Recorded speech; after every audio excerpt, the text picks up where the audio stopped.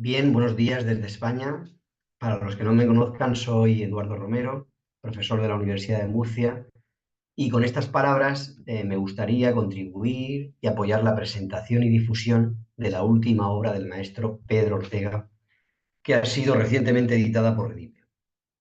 Aprovecho la ocasión también para felicitar y agradecer la encomiable labor desarrollada por su director Julio César Arboleda al frente de la misma.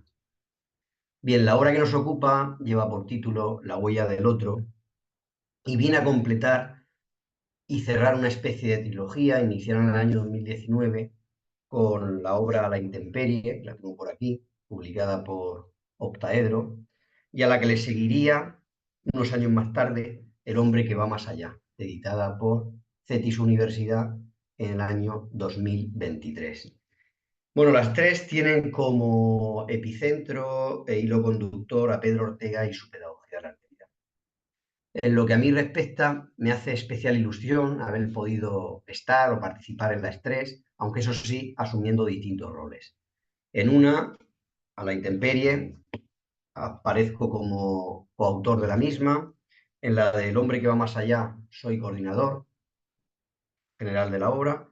Y en esta última, la huella del otro, mi función ha sido colaborar como prologuista, ¿no?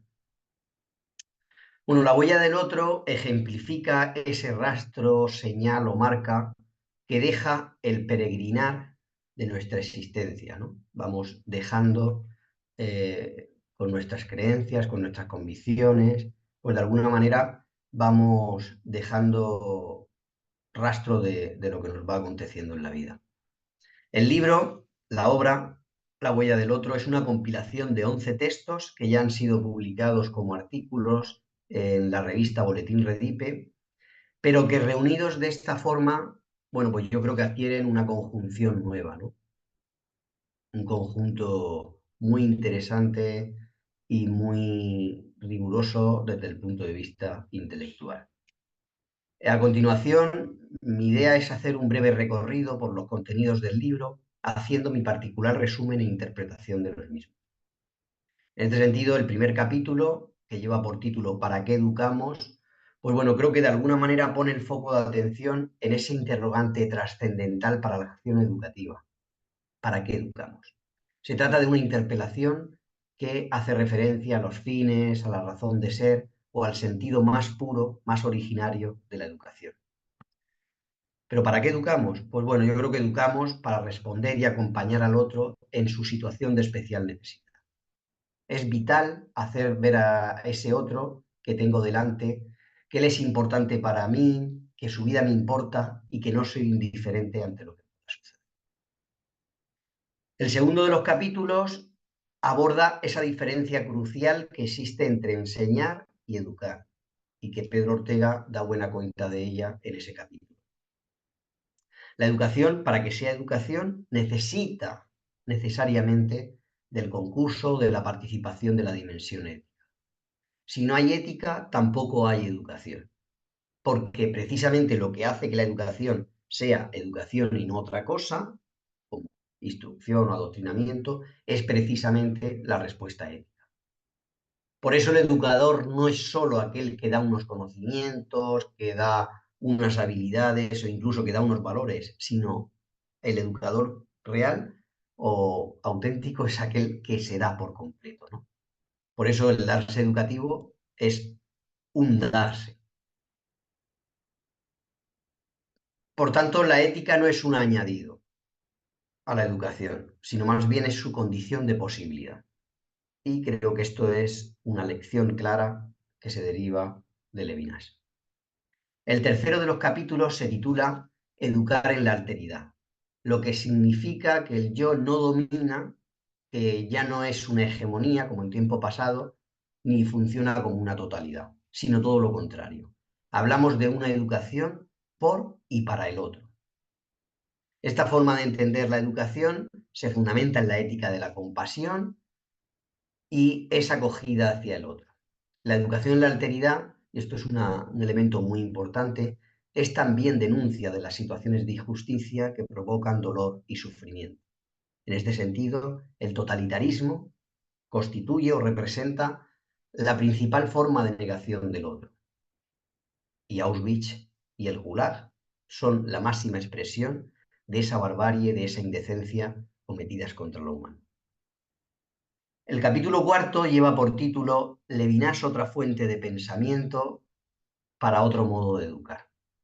Como todos sabemos, creo que queda muy puesto de manifiesto, todo lector y estudioso de Levinas sabe que su irrupción pone patas arriba toda la tradición filosófica, ontológica occidental.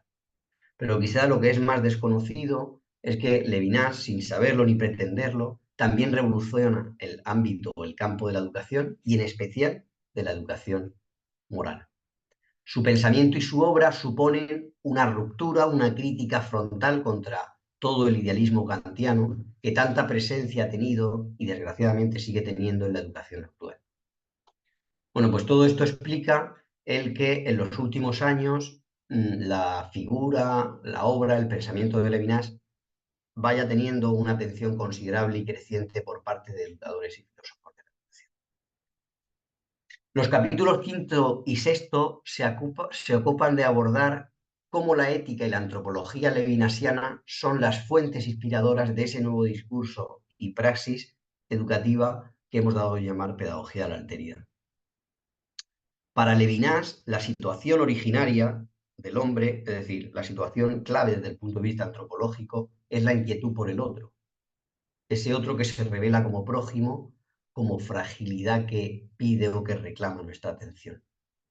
En este sentido, la herida que nos produce el sentimiento ajeno es esa huella de la humanidad que se concreta en la necesidad de compasión y de fraternidad universal. Por eso, y esto es un punto fundamental del pensamiento levinasiano, la ética es lo que le confiere sentido a la existencia humana. El hombre no es un ser para sí mismo, sino un ser para el otro. Nuestra responsabilidad, en palabras de Levinas, es infinita y eso es lo que hace que seamos rehén del otro.